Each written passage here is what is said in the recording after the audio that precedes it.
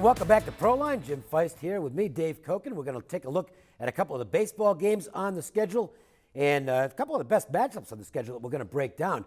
The best matchups don't always produce the best results in terms of being the best bets, if you will. I want to get two of the best plays on the board for Thursday out, and these are two strong plays. They'll be all over them myself. You're going to get them both for $10. 1-855-472-2577. Two very strong plays in baseball, including one that I'm putting in the value plus category. It's a strong rating for me. So make the call to 1-855-472-2577. Jim, your baseball 11-2 this week. It's been a great run. Yeah. And there's so much fun when they happen. 11-2 this week, 61-32, 10 straight winners on games of the month with the Texas winner on Tuesday night. 17-3 high roller platinums. I should just quit now, right? I mean, the lights are still on in the books, but they might be flickering a little bit. It's been great. And you can get one of these red-hot $500 high rollers from me at a whopping discount. 4 weeks of NBA and MLB for just $29. That will include a high roller platinum going tonight.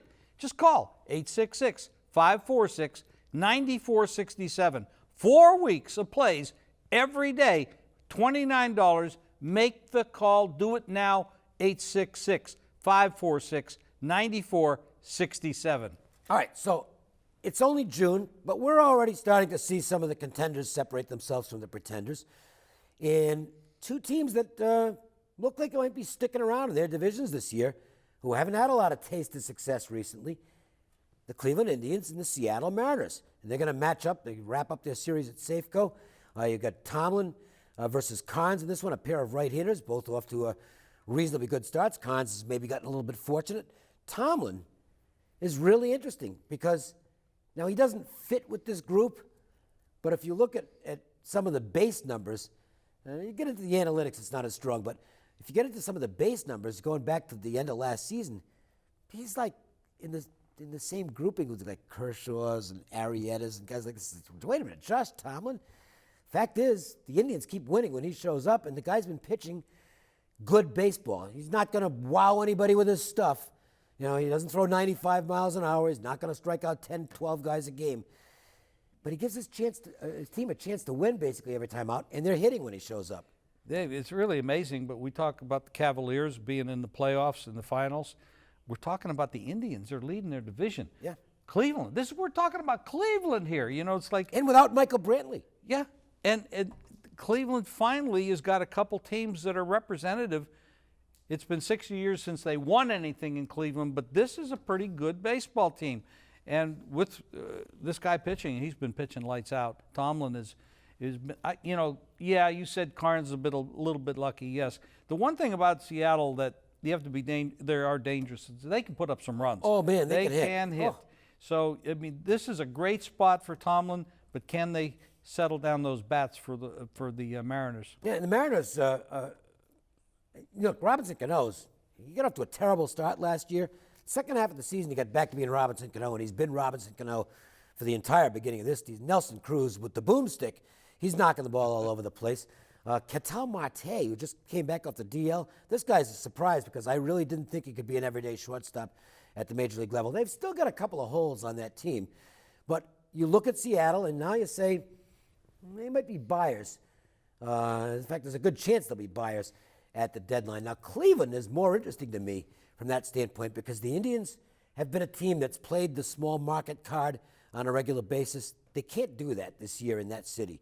The fans still aren't turning out for games, which means they're not really believing what they're seeing. And their attendance is still lousy.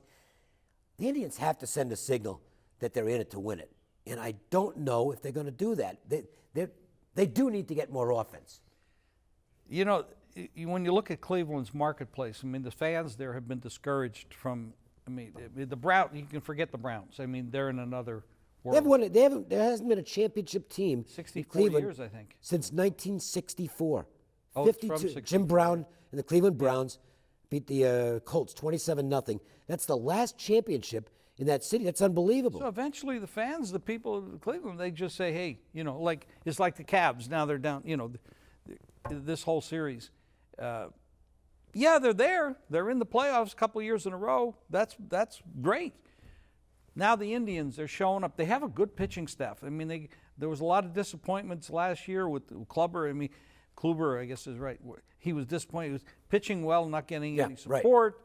You know, so they need to step up and take this division lead that they have now and just make it grow, because the fans will start coming out. Yeah. All right. The other game we're going to look at. Now, this is interesting because you have a unique situation here.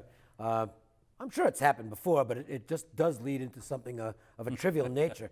I am a John Wayne fan from years back. I loved his movies. Still a big fan of him. Rio Bravo is still one of my favorite movies. One of the regular characters in John Wayne movies was a little Hispanic gentleman who was basically comedy relief, and his name was Gonzalez Gonzalez. And he actually first came to attention on the old Groucho Marx show, You Bet Your Life. That's where he first became known, and he was very popular. We have a Gonzalez-Gonzalez matchup on the Thursday baseball schedule. It has nothing to do whatsoever with this particular actor, but I just thought I'd bring it up for the hell of it. Well, fortunately, they don't have the same first name. No, we've got Gio Gonzalez for the Washington Nationals and Miguel Gonzalez for the Chicago White Sox. Gio is clearly the better of the two Gonzalezes, but it doesn't always show. He can be erratic at times, and a little bit of a dangerous matchup here. The White Sox, I think the White Sox are going to have to go out and get a lefty bat. I wrote about this a couple of days ago. I think they're a team that, James Shields pitched on Wednesday night, made his debut for the White Sox, but that wasn't the only move that team's going to make. And I don't think there's any question that they have to be one of the teams in play for Jay Bruce, who is going to get traded at some point by the Reds, and actually should be traded soon, because his value is never going to be higher than it is right now. He's hitting for average and power. The White Sox are a perfect fit in terms of Jay Bruce, and I think they need to go get him, because the problem this team has right now, to me, is they're dangerous against lefties with the Frazier-Abreu combination. Against righties, they could be a team that struggles. They don't have a lot of guys that can turn around and work in a platoon system. I mean, this game here would be a great matchup if they could get on the fleet and score some runs. They simply don't support their pitchers. They have some great pitchers. I mean, and now they're adding Shields. This is a good staff. I mean, they're going to do some things if they can get that power. I think they're playing to win, though. I like what they're doing, and that's why, even though the Shields deal, they didn't have to give up much, so it's kind of a no-brainer. Some people like the Tatis kid, but he's 17, so who knows about his future. And the other guy is a fringe guy who San Diego didn't put on their big league roster. So, but the fact is, they did go after a pitcher in Shields to firm up the rotation, hopefully, and eat up innings like he did for years in Tampa. I don't think he's ever going to be quite that level again. But the White Sox are playing. And the Nationals, we know, are contenders. And Gio Gonzalez is part of the reason. He'll still have the occasional bad game, but he's been more good than bad for the Nationals, and they've got the bats who can do some damage as well. And on the road, too. They're 20-12 on the road, 35-23 overall. I mean, this is a good team, and they are contenders. But the White Sox are coming to play, and they do need a bat. We have free plays available every day. You can get them right on your cell phone. Jim, let them know how they can do that. Just text GAME, G-A-M-E, to 25827. You'll get free plays every day right to your cell phone. GAME, G-A-M-E, to 25827. Do it now. The 2016 NFL playoff odds are already out. Training camp hasn't started yet, but you can bet on these right now at basically any sports book in the state of Nevada. We're going to come back and we're going to look at some divisional odds next on Proline.com or ProlineTV.com.